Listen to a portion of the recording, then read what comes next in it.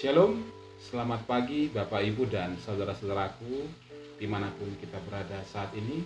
Kita kembali bertemu dalam Lentera Anugerah Klasis Medan 1 yang menyapa kita di setiap pagi dengan kebenaran firman Tuhan, mempersiapkan kita sebelum kita melakukan aktivitas kita di hari ini. Mari saudara terkasih, sebelum kita mendengar firman Tuhan, kita bersatu di dalam doa.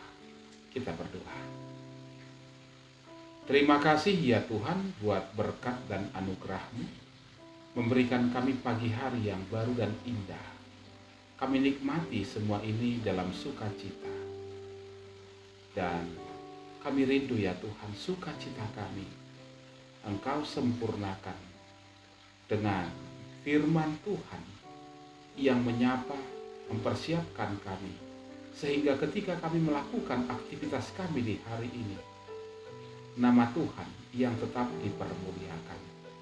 Ya Tuhan, berfirmanlah Engkau, kami mendengarkan. Di dalam nama Putra-Mu Tuhan Yesus, kami berdoa. Amin. Bapak, Ibu, dan saudara-saudaraku yang terkasih dalam nama Tuhan Yesus Kristus, firman Tuhan dalam renungan kita di pagi hari ini terambil dari surat Kolose pasal yang kedua ayat yang ke-8. Kolose 2 ayat 8, saya akan bacakan buat kita semua, demikian disampaikan. Hati-hatilah supaya jangan ada yang menawan kamu dengan filsafatnya yang kosong dan palsu, menurut ajaran turun-temurun dan roh-roh dunia, tetapi tidak menurut Kristus. Demikian firman Tuhan. Tema pemberitaan firman Tuhan bagi kita adalah hoax. Hoax. Kira-kira demikian. Saudara-saudaraku yang terkasih, kalau kita perhatikan bagaimana perkembangan teknologi sekarang ini, di satu sisi memang ini sangat menguntungkan. Sebab apa? Sebab perkembangan teknologi ini memungkinkan seseorang untuk mendapatkan beragam informasi dari berbagai sumber. Dan keadaan ini memang sangat membantu kehidupan manusia.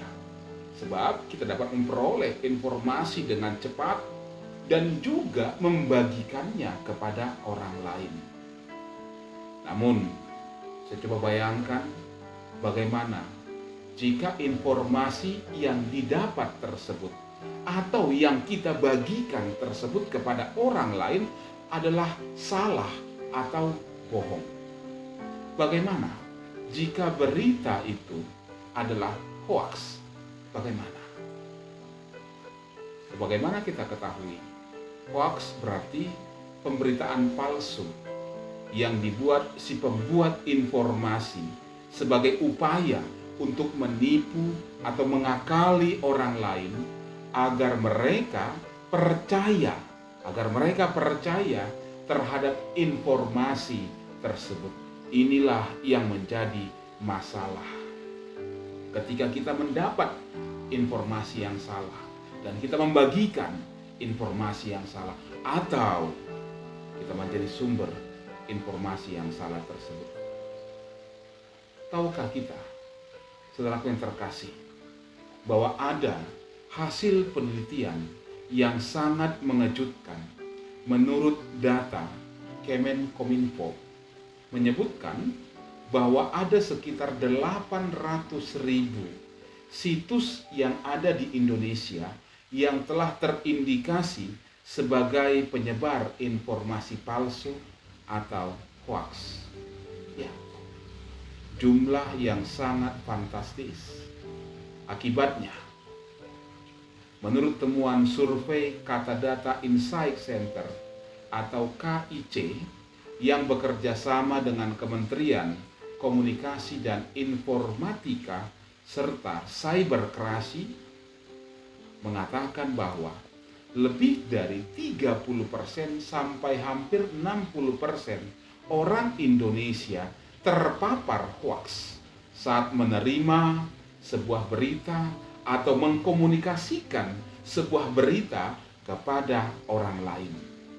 Sementara hanya 21% sampai 36% saja orang-orang yang mampu mengenali bahwa berita tersebut adalah hoaks.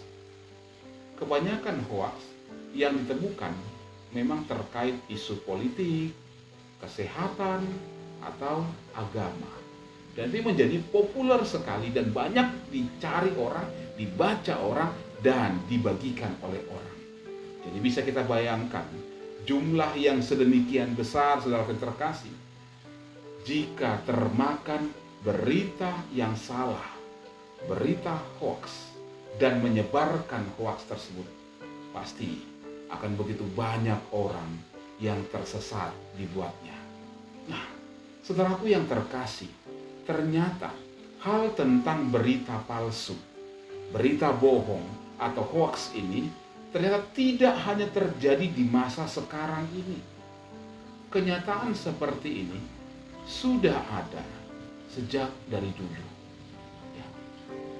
Salah satunya adalah sebagaimana yang dialami oleh jemaat di kota Kolose. Rasul Paulus mengingatkan mereka dengan sangat tegas. Ia berkata supaya mereka bersikap hati-hati, supaya mereka bersikap hati-hati atau waspada. Jangan sampai mereka terlena, jangan sampai mereka termakan oleh isu-isu atau berita-berita atau pengajaran-pengajaran yang sesat. Perkataan ini saya rasa tentunya tidak begitu saja keluar dari mulut Rasul Paulus kepada jemaat di Kolose. Saya yakin tentu ada sebabnya. Dan yang menjadi penyebab utamanya adalah munculnya berbagai ajaran-ajaran baru yang dibawa oleh para guru-guru palsu ke tengah-tengah jemaat saat itu. Munculnya berbagai informasi baru di tengah-tengah jemaat yang tentu saja membuat banyak orang bingung dan juga disesatkan. Atau jika kita bahasakan dengan bahasa sekarang adalah yaitu munculnya berita hoaks di tengah-tengah jemaat di kota Kolose saat itu. Ada berita hoaks di tengah-tengah jemaat dan berita hoaks tersebut berupa pengajaran dengan filsafat-filsafat yang kosong dan juga palsu. Sangat disayangkan memang, ya, jika dalam kehidupan orang Kristen hal seperti ini terjadi. Namun menurut saya ada hal yang lebih disayangkan, yaitu jika pelaku berita hoaks itu adalah dari orang Kristen sendiri. Jika sumber berita hoaks itu adalah dari orang Kristen itu sendiri, dengan sengaja mengarang berita bohong dan menyebarkannya kepada sesamanya sehingga menimbulkan kekacauan. Sengaja menciptakan kekacauan di lingkungan atau di tengah jemaat dengan berita bohong yang berasal dari diri kita sendiri. Mungkin dengan tujuan-tujuan tertentu. Namun, saya tegaskan sekali lagi, sangat disayangkan jika orang Kristen melakukan tindakan tersebut. Orang-orang seperti ini tentu sangat dibenci oleh Tuhan. Ingatkah kita bahwa Tuhan Yesus sendiri dengan tegas pernah berkata dalam Lukas 17 ayat yang kedua. Ia berkata, adalah lebih baik baginya jika sebuah batu kilangan diikatkan pada lehernya lalu ia dilemparkan ke dalam laut daripada menyesatkan salah satu dari orang-orang yang lemah ini. Jadi saudaraku, ingatlah, jangan mau jadi korban hoaks. Tetapi juga lebih ingat, jangan jadi sumber hoaks. Amin. Mari kita berdoa. Terima kasih ya Tuhan. Melalui firman-Mu Engkau ingatkan kami ketika kami menjalani hari-hari hidup kami.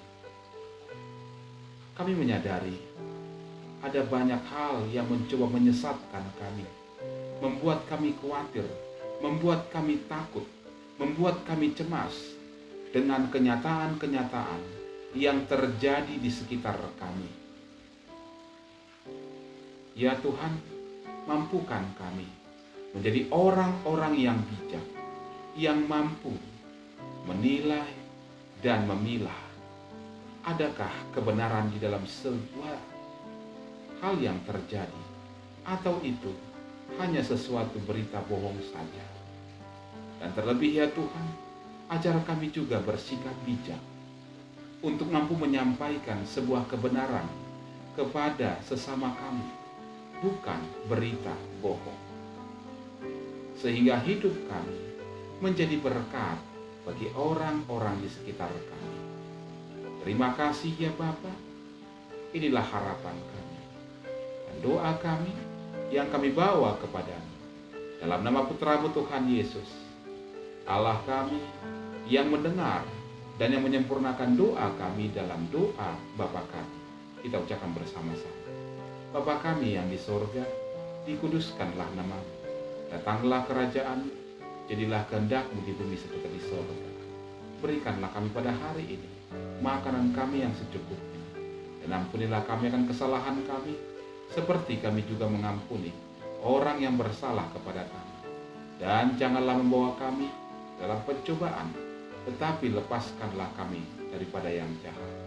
Karena Engkau yang punya kerajaan, dan kuasa, dan kemuliaan sampai selama-lamanya. Amin. Terimalah berkat dari Tuhan, kasih karunia dari Tuhan Yesus Kristus, kasih sayang dari Allah Bapa, dan penyertaan dalam persekutuan dengan Roh Kudus menyertai saudara-saudara sekalian hari ini sampai selama-lamanya. Amin. Selamat beraktivitas. Ingat selalu 3M, memakai masker, mencuci tangan, dan menjaga jarak. Salam sehat buat kita semua.